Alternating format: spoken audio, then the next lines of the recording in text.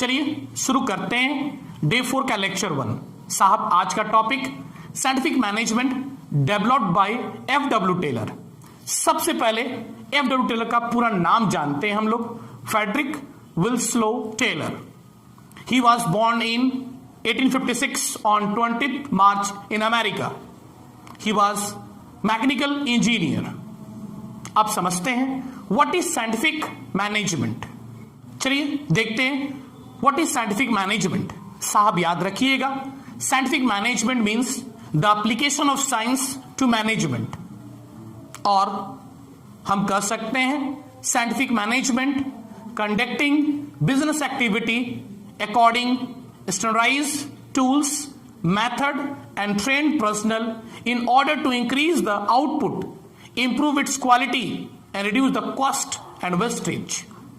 साहब और हम कह सकते हैं scientific management emphasis on replacement of rule of thumb by science and adopting scientific method in decision making to resolve management problems. चलिए अब देखते हैं definition of scientific management. Scientific management means knowing exactly what you want men to do and seeing that they do it in the best and cheapest way. चलिए अब देखते हैं principle of scientific management. साहब following are the principle of scientific management developed by F W. Taylor. चलिए first principle science not rule of thumb. Second principle harmony not discord. Third cooperation not individualism. Fourth, development of each person to his or her greatest efficiency and prosperity. चलिए सबसे पहला principal शुरू करते हैं, science not rule of thumb. साहब याद रखिएगा, according to this principle there should be a scientific study and analysis of each element of a job in order to replace the old rule of thumb approach और hit trial method. साहब इसका यह मतलब हुआ old method से हमेशा चिपक के नहीं रहना है, और एक चीज और याद रखिएगा, नया मेथड को हमेशा इंप्रूव करते रहना है। चलिए एक नोट याद रखिएगा, that there was only one best method to maximise efficiency. This method can be developed through study and analysis. साहब याद रखिएगा, इस प्रिंसिपल के अनुसार स्टैंडर्ड टाइम होना चाहिए, साथ ही साथ स्टैंडर्ड मेथड होना चाहिए for doing the task, and the task must be scientifically analysed होना चाहिए। साहब it should not be based on estimates, past experience and hit and trial method. चलिए अब देखते हैं second principle of scientific management, harmony not discard. साहब याद रखिएगा, according to this principle there should be a complete harmony and proper understanding between management and workers, and they should work together for organisational goal. साहब एक बात याद रखिएगा, यहां पे both should realise the importance of each other and feel that they are part of same family. साहब दूसरा चीज याद रखिएगा, there should complete mental revolution on the part of both management and workers.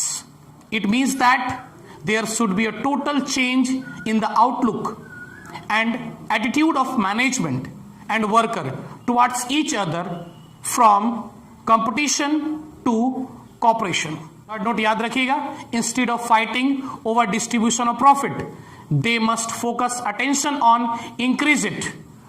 For this, workers should work hard to raise the profit and management should share increased profit with worker as bonus. चलिए harmony not discard का एक example समझते हैं। साहब बहुत सारे देश में जब फैक्ट्री में स्ट्राइक होता है तो वहां के वर्कर, वहां के एम्प्लॉइज साहब वर्क को स्टॉप कर देते हैं, लॉकडाउन कर देते हैं। लेकिन साहब यही स्ट्राइक जापान किसी फैक्ट्री में होता है तो वहां क्या देखा गया है कि वहां का जो वर्कर होते हैं, वहां के जो एम्प्लॉइज होते हैं, ब्लैक बैच लगाकर साहब काम को कंटिन्यू रखते हैं, जहां तक होता है प्रोडक्शन और इंक्रीज करने का प्रयास करते हैं। राइट साहब इससे वो मैनेजमेंट को मैसेज देना चाहते हैं कि they are not satisfied with the management to gain the sympathy of the management. चलिए, third scientific principle of management, cooperation not individualism.